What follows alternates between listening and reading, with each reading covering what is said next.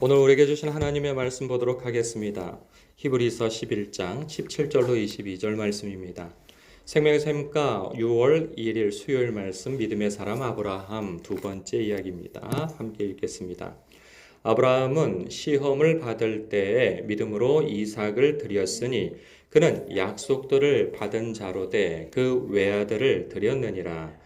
그에게 이미 말씀하시기를 내 자손이라 칭할 자는 이삭으로 말미암음이라 하셨으니 그가 하나님이 능히 이삭을 죽은 자 가운데에서 다시 살리실 줄로 생각한지라. 비유컨대 그를 죽은 자 가운데에서 도로 받은 것이니라. 믿음으로 이삭은 장차 있을 일에 대하여 야곱과 에서에게 축복하였으며 믿음으로 야곱은 죽을 때에 요셉의 각 아들에게 축복하고 그 지팡이 머리에 의지하여 경배하였으며 믿음으로 요셉은 임종시에 이스라엘 자손들이 떠날 것을 말하고 또 자기 뼈를 위하여 명하였으며 아멘. 그 오늘 말씀에는요, 그 아브라함과 그의 직계 후손들이 등장하죠.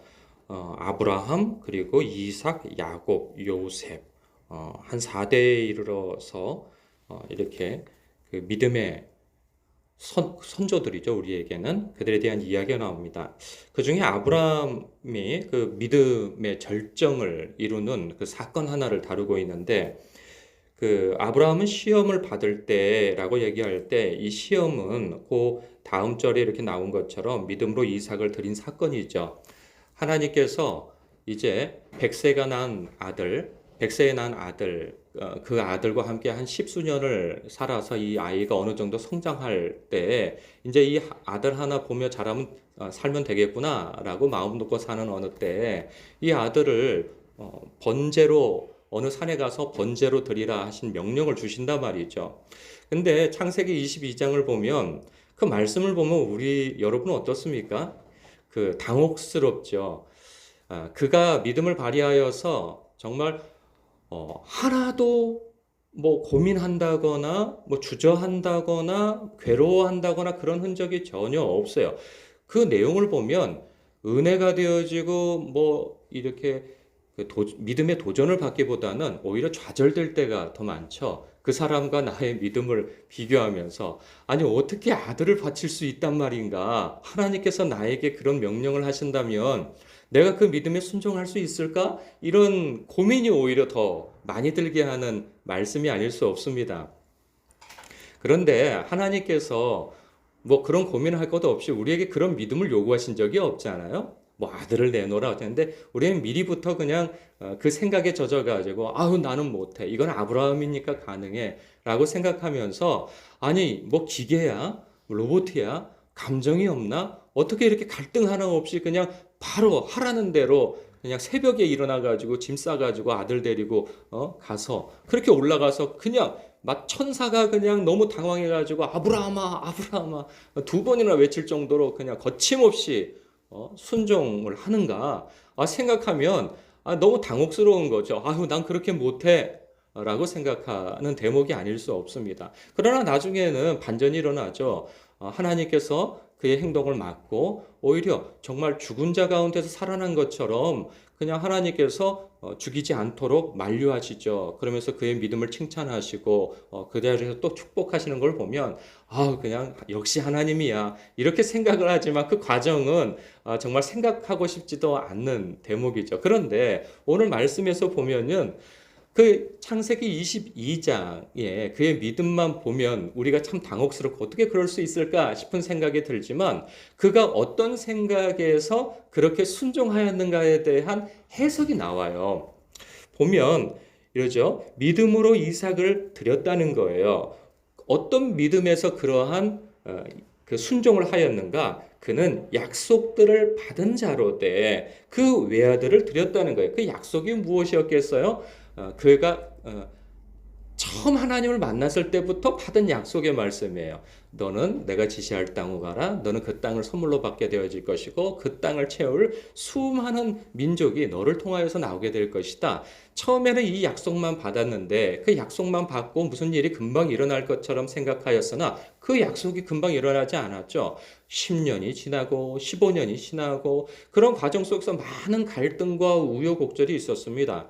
믿음의 조상이라 하지만 그 과정 속에서 그의 연약한 믿음이 드러나는 많은 그런 사건들이 있었고 그런 장면들이 있었죠. 그러나 결국에 가서는 하나님께서 그의 죽은 것 같은 몸에서 100세가 되어지고 아내는 90세가 되어진 때에 이삭을 낳게 해주셨단 말이죠. 그래서 없는 것을 있게 하시는 하나님을 경험했단 말이죠.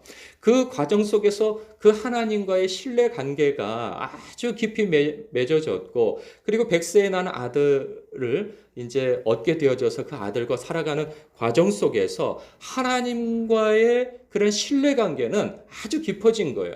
그 신뢰는요, 내가 하나님을 신뢰해야지, 내가 하나님을 믿어야지, 나는 의지의 사람이야, 믿음의 사람이야, 그걸 다짐한다고 해서 믿어지는 것은 아니죠. 그 오랜 세월 동안 하나님께서 당신을 보여 알려주신 사건들이 참 무수히 많은 거예요. 그래서 이제 아브라함에게 이만한 시험, 즉 이 믿음을 테스트해 볼 만한 그러한 때를 하나님께서 이제는 아시고 그가 순종할 만큼의 믿음을 요구하셨던 거죠. 우리가 볼 때는 굉장히 큰 믿음으로 보이는 거예요.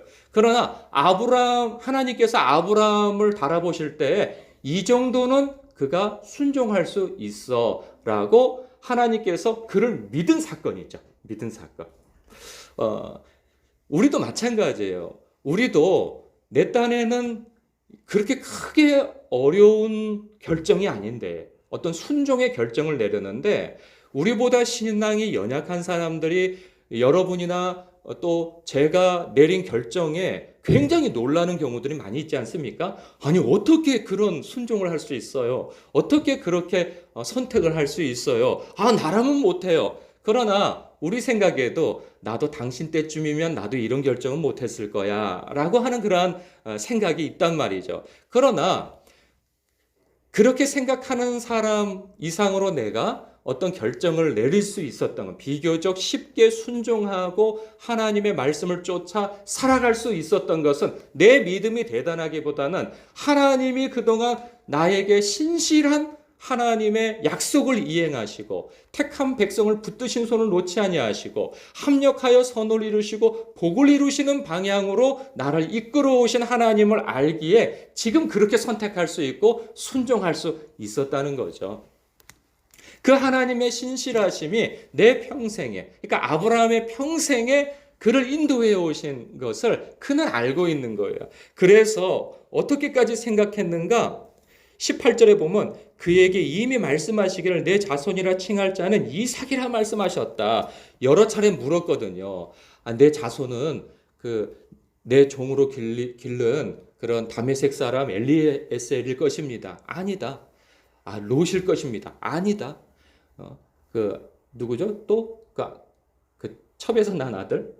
이스마엘. 예, 맞아요. 이스마엘일 것입니다. 이스마엘이란 내게 있게 하옵소서. 아니다. 네 몸에서 날 자다. 그래서 결국 이삭을 주신 거 아니겠어요? 그렇게 확인 과정을 통하여서 25년 동안 확인 과정을 통해서 이삭이라는 것을 그는 분명히 알았단 말이죠. 그때 내린 결정이 무엇입니까? 19절이죠. 그가 하나님이 능히 이삭을 죽은 자 가운데서 살리실 줄로 생각한지라 라는 거죠. 하나님께서 죽은 것 같은 내 몸에서 이삭을 주셨다면 그러면 이 이삭을 통해서 반드시 하나님의 약속은 이루어진다. 설령 하나님께서 죽이라 하셔서 죽인들 이 아이는 반드시 살아날 거야. 왜? 하나님이 그렇게 말씀하셨으니까 라는 믿음이 있었던 것이죠. 아직까지는 우리로서는 감당할 수 없는 어떤 추론과 믿음이 되겠으나 하나님과의 그 인격적 관계 속에서 하나님을 이만큼 신뢰하게 되어졌다 하는 거예요. 그런데 이것도 보면은 보십시오. 적어도 최소한 하나님과의 깊은 관계를 통하여서 알게 된 세월이 40년 이상이에요.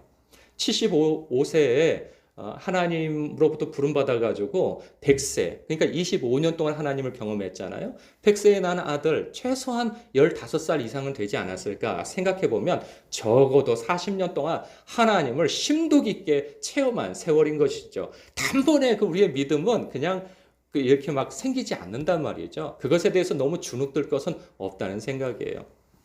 그런데 중요한 것은 하나님은 우리가 어떤 결정을 내릴 때 우리가 내릴 수 있는, 순종할 수 있는 만큼 우리에게 요구하신다는 거죠. 우리의 과거에 하나님께서 신실하게 우리를 인도해 오신 것처럼, 그것을 증명해 주는 것처럼 20절, 21절, 22절에 이삭과 야곱과 요셉, 그들이 믿음으로써 축복을 하고 믿음으로써 유언을 남긴 때를 보십시오. 보면 죽을 때입니다. 다 100세가 넘어가지고 평생 동안 하나님을 경험한 삶을 산 이후에요.